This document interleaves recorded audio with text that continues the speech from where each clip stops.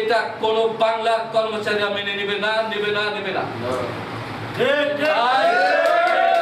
সাংবাদিক বন্ধুরা, আপনাদের মাধ্যমে আমরা সরকারকে জানাতে চাই যে সরকার যেই পে কমিশন গঠন করছে, সেই পে কমিশনের যে রিপোর্ট পেশ করছে, সেই রিপোর্টের ভিত্তিতে অবিলম্বে প্রজ্ঞাপন জারি করতে হবে।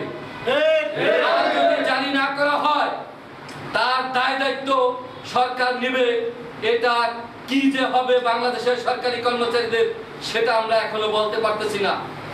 বিগত দিনে দেখেছেন আন্দোলন কি জিনিস, দেখেছেন 5ই আগস্ট আপনারা ভালো করে জানেন কি ঘটেছিল। তাই বাংলাদেশের মানুষ এখনো এই সরকারি কর্মচারীরা যে সেবা দেয়, সেই সেবার উপর ভিত্তি করে বাংলাদেশের উন্নয়ন হয় এবং বাংলাদেশের সকল কর্মকাণ্ড পরিচালিত হয়। তাই বাংলাদেশের সেই সরকারি কর্মচারীদের যে নবম পে স্কেলের দাবি উত্থাপন হয়েছে এবং পে কমিশন যে রিপোর্ট পেশ করছে, অবিলম্বে সরকারকে বলবো সেটার প্রজ্ঞাপন জারি করার জন্য।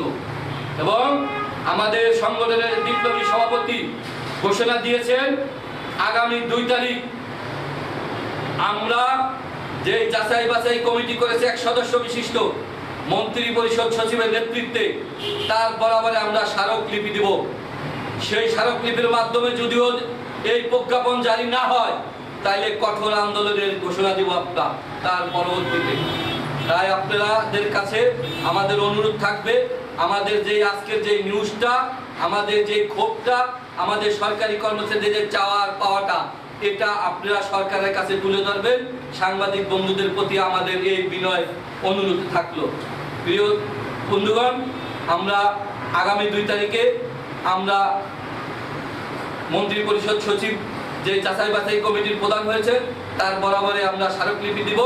এই বলে সবাইকে ধন্যবাদ জানিয়ে এবং আমাদের ইলেকট্রনিক্স প্রিন্ট মিডিয়ার সকল সাংবাদিক বন্ধুদেরকে আমাদের পক্ষ থেকে কৃতজ্ঞতা জানিয়ে আজকের আমার এই বক্তব্য শেষ করছি।